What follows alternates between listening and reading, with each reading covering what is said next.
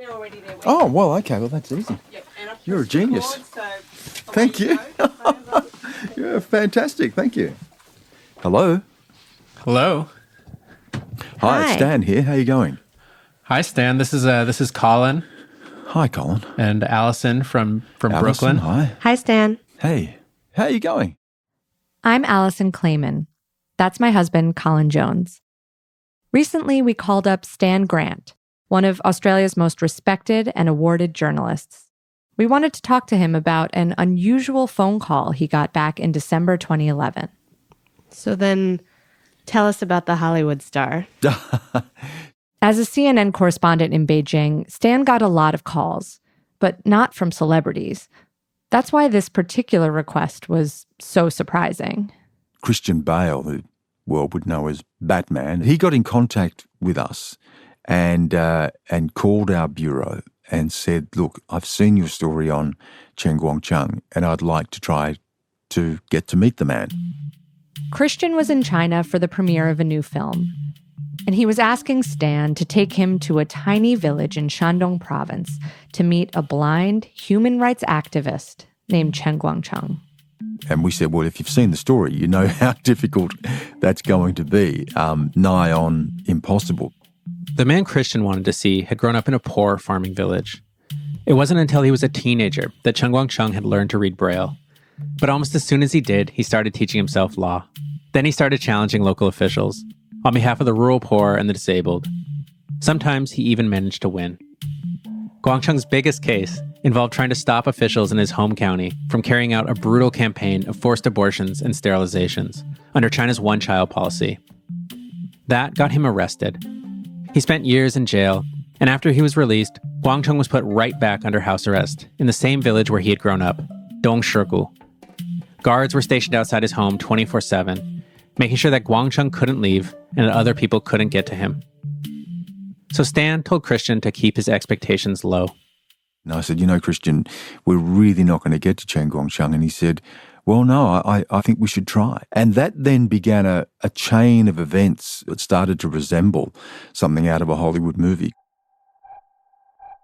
The first thing Stan and CNN needed to figure out was how to get Christian out of Beijing. As one of the most famous actors in the world on a press circuit for a new film, the Chinese government was keeping a close eye on him. They made their plans via email. Christian used a secret account and a fake name. Stan and his crew decided they would pick Christian up in the middle of the night. At 3 a.m, they drove their van into the bowels of his hotel parking garage.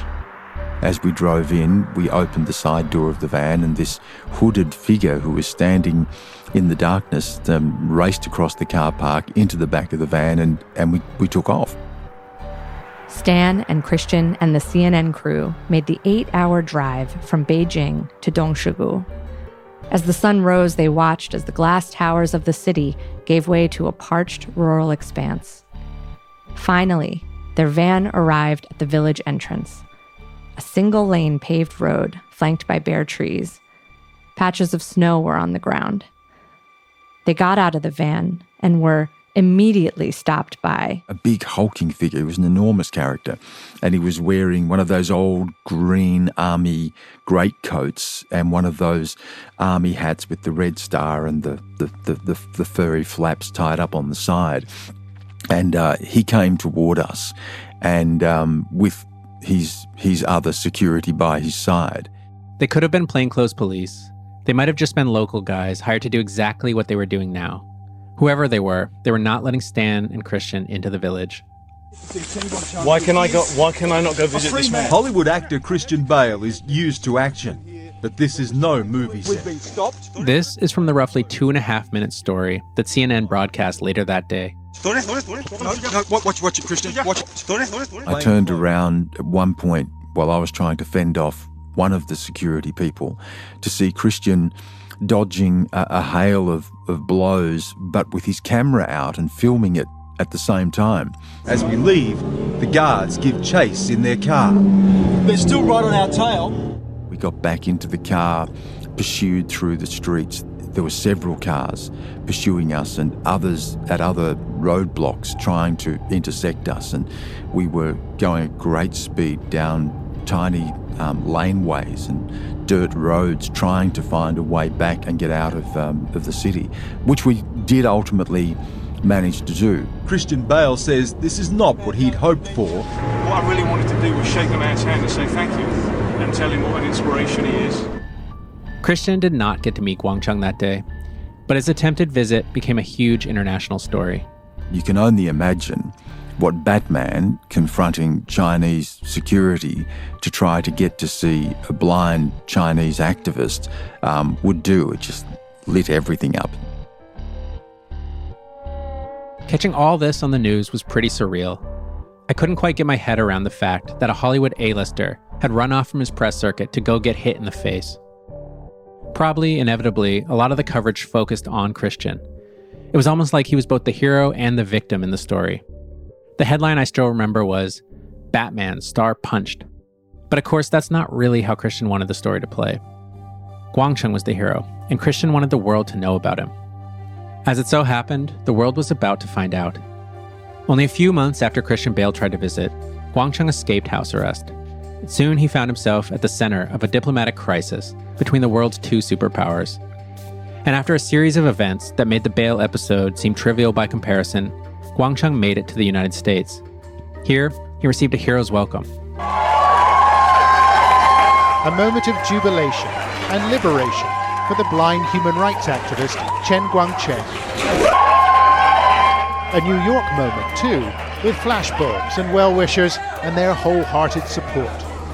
But after you arrive in America as a hero, what happens to you next? He was becoming a political football. Washington kept coming at him. Many Chinese people who have to escape China feel it's really difficult to have a new life in a totally different country. He was frequently changing his mind. He was often manipulated. He felt that he was being controlled by the people who were actually some of his best friends. Both sides were just hearing what they wanted to hear. No, he thinks for himself. From Crooked Media, this is Dissident at the Doorstep.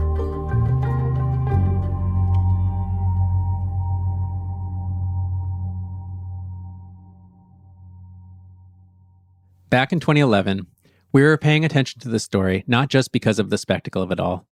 Allie and I were especially interested because we had been living in China, working as journalists, and had been making a documentary film about another Chinese activist named Ai Weiwei.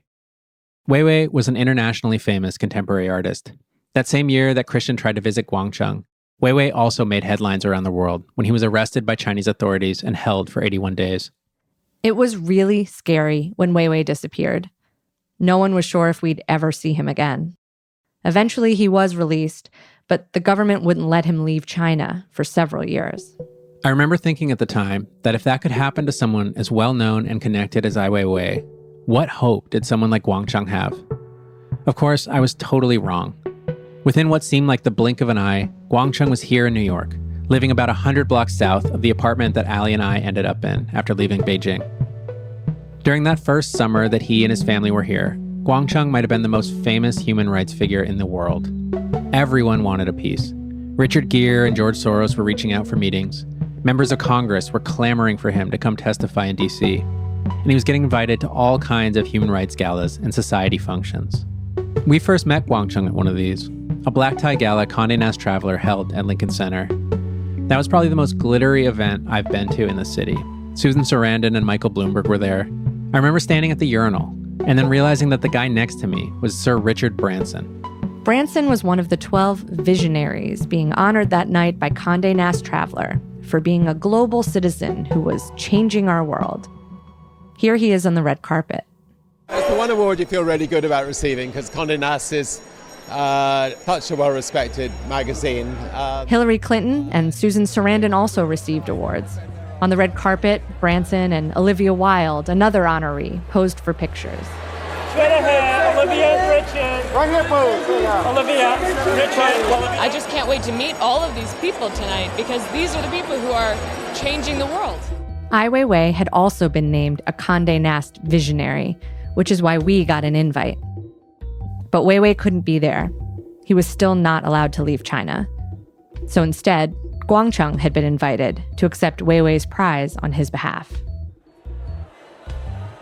I met Guangcheng in the lobby, right before we all funneled into the theater.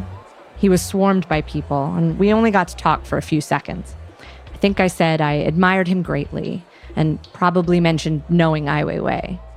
When Guangcheng accepted the award on stage, I remember being struck by how powerful a speaker he was. It didn't matter that he had spent the previous 7 years in detention, and he was speaking through a translator. He easily commanded the audience's attention. Offstage, Guangcheng posed for pictures with Jeffrey Wright and Nicholas Kristof. Seemingly everyone wanted to shake his hand. I'm a Tom Wolfe fan, and there was obviously something radical chic about the evening. Guangcheng, who only months before had been under house arrest in rural China, was now being feted among the glitterati of New York. But I figured if this earned a little more attention for him and his cause, what was the harm?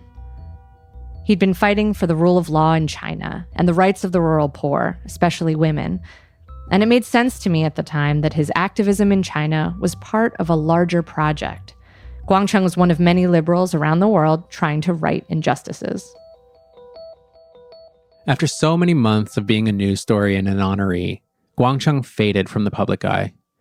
I figured that he had settled into a quieter life, as many dissidents do once they're forced to leave China. As the years passed, I really stopped thinking about him much at all. Soon enough, anyway, Trump had been elected president, and my attention was swept up in the waking nightmare of how the rest of the decade played out. There was the incessant and vulgar cruelty of Trump's presidency. The climate crisis accelerated and became seemingly irreversible. The relationship between China and the US, which had never really been so great, veered toward open hostility. And then, as if in slow motion, we watched as COVID gripped the entire world. After all this, I hadn't really thought about Guangcheng for years. But then in August 2020, with a presidential election on the horizon, Guangcheng appeared in the national spotlight once again. This time, though, it was as an official speaker at the Republican National Convention, where he endorsed Donald Trump for re-election. Greetings. My name is Chen Guangcheng. Standing up to tyranny is not easy, I know. So does President Trump, but he has shown the courage to wage that fight. I was shocked. I couldn't quite imagine how Guangcheng had gotten on that stage, or how he'd ended up believing something like this. It just did not square with the man we'd met almost a decade earlier. And then came January 6th.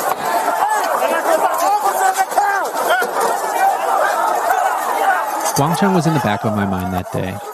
So, while we were watching footage of people storming the Capitol, I had the thought to check his Twitter account. I'd wanted to see what his take was. And what I found was a series of videos he posted of himself at the rally near the White House, standing amid a crowd as yellow "Don't Tread on Me" flags waved overhead. Stumbling onto these videos, I was hit again by this sense of bewilderment. I couldn't quite get my head around how, in the span of a decade, Guangcheng could go from standing up against authoritarianism in China to become just another guy at the Stop the Steal rally. I first learned of Guangcheng's activism when I was still a teenager living in China. I have followed his work ever since. This is Yangyang Cheng, a research scholar at Yale Law School and a frequent writer on Chinese politics and U.S.-China relations. She grew up in China and moved to the U.S. around the same time Colin and I moved to China.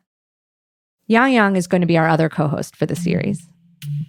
I came to the U.S. in 2009 for my PhD in physics. After graduation, I stayed here to continue my physics research. Trump's election and the deteriorating political situation in China shattered my naive notions of the world and my place in it. I read in search of answers, but I found fewer writing from my background or perspective. I felt I had things to say that no one else could speak for me. So I picked up the pen myself. One thing led to another, and after over a decade of working on the Large Hadron Collider, I switched disciplines in the middle of the pandemic to the field of China studies. During all this time, I have paid attention to Guangcheng's story. The Batman incident Colin and Ali brought up at the beginning of this episode, however, was news to me. I think that story slipped my mind when it took place, because I had no idea who Christian Bale was at the time. But I do remember being deeply struck by Guangcheng's courage and conviction. I read about his triumphant arrival to New York and then watched him endorse Donald Trump at the 2020 Republican National Convention. Seeing this trajectory felt like the subversion of a fairy tale. Instead of happily ever after, the story ends in heartbreak and betrayal. It also encapsulates much of what has happened in my birth country and my adopted home during my lifetime. I hope that by tracing Guangcheng's life and work, I can relive the years of reform and regression in China that I witnessed but was too young to understand, and to try to untangle some of the troubled ties between the world's two superpowers. We also have some other big questions, starting with, how did this happen? How did someone who stood for democracy and rule of law in China end up joining an insurrection, looking to overturn a US election? Is Guangcheng free? Is America the land of the free? And what do you do with someone who you feel has betrayed everything you've idolized them for? What do you do with their legacy? So much has been said about Guangcheng and assumed about him by others. But we wanted to get to know the man himself. And to do that, we must try to speak to him directly. That's after the break.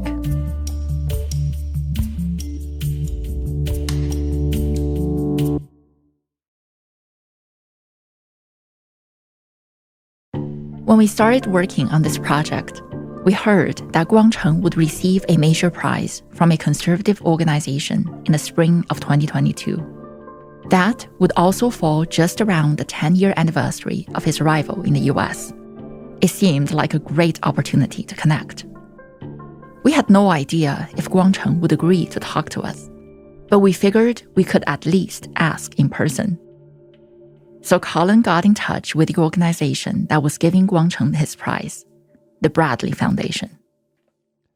Given that we were associated with Crooked Media, which is run by former Obama staffers, I wasn't sure what the Bradley people would make of a media request from me. But after waiting a few days, I got a friendly reply from Bradley's head of comms that all was good. So I was headed to Washington, D.C. The Bradley Prizes were held inside the Great Hall of the National Building Museum, just east of the White House. The room was enormous, flanked by Corinthian columns holding up a ceiling that must have been 50 feet high. Still, it felt packed to me. I see a lot of blue suits, and as I was saying, a lot of sort of salmon ties, pastel blue ties, very, very DC vibe. The crowd was mostly older and white, but not exclusively so. I was eager to see Guangcheng, to see how much he had changed since I met him 10 years earlier. But as I scanned the crowd, he was nowhere to be seen. The Bradley Foundation was not something I was familiar with before we heard about Guangcheng getting this award. Turns out Bradley is over 80 years old. It's been conservative for all that time. One of its founders was also a charter member of the John Birch Society. But it's really only been in the last 2 decades that Bradley has emerged as a major force in American politics, helping to shape the conservative agenda at the national level. Bradley has hundreds of millions of dollars in its endowment, and it's lately distributed them to an array of causes.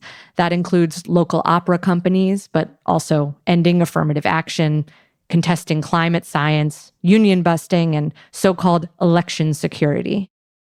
The Bradley Prize, which Guangcheng would be receiving along with a $250,000 stipend, is part of this larger project. Past winners include Jeb Bush, Fox News' Roger Ailes, and Charles Murray, author of The Bell Curve. For Guangcheng to win a Bradley Prize put him among a noted conservative cohort. I took my seat as the event got underway. Richard Graber, Bradley's president and CEO, gave an opening address with a slightly menacing edge. Here at home, the battle for freedom is not fought over land, but over ideals. The attacks are not from a foreign enemy, but from within. After Richard, the economist Glenn Loury, who was one of Guangcheng's fellow Bradley Prize recipients that year, gave a speech decrying the post-BLM discourse on racism in America.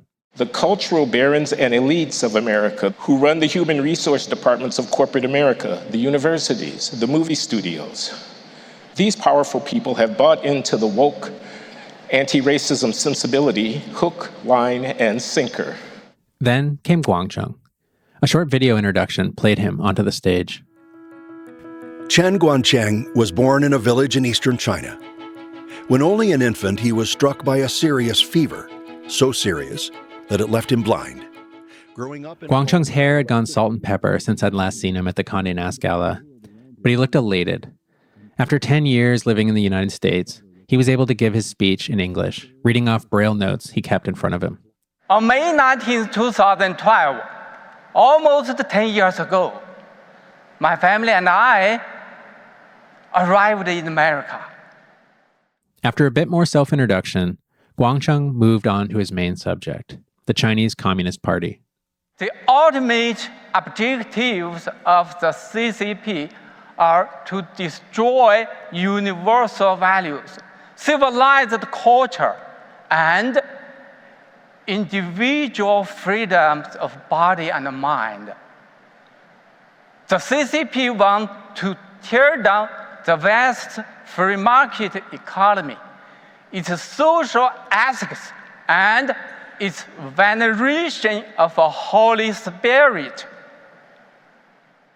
One reason I had wanted to attend the Bradley Prizes was because it offered a chance to see Guangcheng in front of a conservative audience.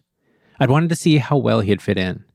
And with these comments about the free market and the Holy Spirit, it certainly sounded as if he did.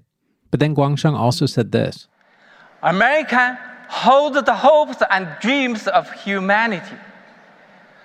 The Constitution and the rule of law guarantee democracy, freedom, human rights, and social justice.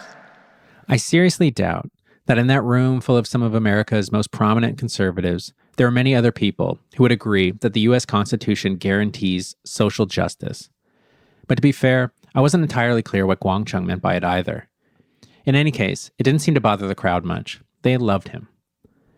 Guangcheng closed by telling us that we should embrace American exceptionalism, that the United States had to confront the CCP, and that our country was the best hope the world had. Together, we will make miracles. Thank you. They gave him a standing ovation. After the speeches and a panel discussion, a former Navy vocalist in a black sequin dress with a small back tattoo closed out the ceremony. Oh, beautiful, for spacious skies, for amber waves of rain, for When I listened to the recordings from the Bradley event, this rendition of America the Beautiful stood out. It reminded me of performances of patriotic songs on Chinese state TV. The night revolved around this age-old ideal of America and its greatness. How might a Chinese activist like Guangcheng fit into this narrative? After the ceremony, Colin brought this up with the Bradley Foundation's CEO, Richard Graeber. Is he the first Chinese national to win the Bradley Prize? Yes, he is. Yes, he is. And it's a great story. You know, at a time when people are questioning about what's unique and exceptional about the United States, he kind of reinforced it tonight in his comments about what it meant to him to come to this country, land of hope and opportunity, just a beacon in the world. The United States does lead and should be proud of its heritage. I think what Richard is saying is that Guangcheng's story, or at least the part that the Bradley Foundation prefers to tell, corroborated Richard's belief in American exceptionalism. When I spoke with other people there, I heard similar sentiments. America was right at the forefront of how they had understood Guangcheng's speech. A woman named Sandy Kremers, who said she was Guangcheng's friend, told me every American child needed to hear his message. That way, they could understand what it was like to fight for freedom rather than have it served up to them on a plate. Sandy went on to ascribe Guangcheng some impressive powers. I was most excited by his use of the word Holy Spirit in his speech. Oh, okay, why? Because it's, for his culture, there's really no God, right? There's religion is opioid for the masses. But even Wang Chen, we've talked about this at length, even though he's blind, he can sense truth. He knows, he hears it, he can sense it, he's searching for it. He knows that there's something beyond what we can see because he's blind. What a difference 10 years makes. I kept thinking this throughout the night. At the Condé Nast Traveler event, Guangcheng was applauded by Obama-era liberals who wanted to believe that they were doing well by doing good. Tonight, his message was welcomed by a very different crowd. I had an idea of what they thought about Guangcheng, but I was dying to know what he made of the whole thing. And I still wanted to ask for an interview. I wasn't quite sure how he'd react to the request, let alone our whole idea for this podcast. Finally, I got my chance to find out. Chen 老师，我是 Colin。Chen Yangyang 给我们介绍了。I went up to him and introduced myself. Yangyang had already messaged him on WhatsApp that I'd be at the event. I called him Chen 老师, just as she did in her texts. That literally means teacher Chen, but it's more just like a term of respect. Guangcheng told me that he has been so happy in America the last 10 years, and that getting this reward was an important indication that America accepts him and recognizes the work he's done. After a little more small talk, I made my pitch. I mentioned that we were coming to another, smaller event of his tomorrow, a 10-year anniversary celebration at Catholic University. I asked if that might be a good time to interview him for the show. 那么我们明天要去你的活动，对，在那个 Catholic University， 所以我们当时可以可以做采访，对，你可以早一点过去，我们可以做更多采访。He said yes. That's next on Dissident at the Doorstep.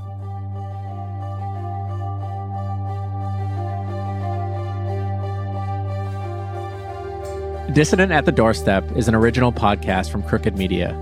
Our hosts are Alison Klayman, Yangyang Cheng, and me, Colin Jones. From Crooked Media, our executive producers are Tommy Vitor, Sarah Geismer, and Katie Long, with special thanks to Mary Knopf and Allison Falzetta. Our senior producers are Maria Byrne and Meg Kramer.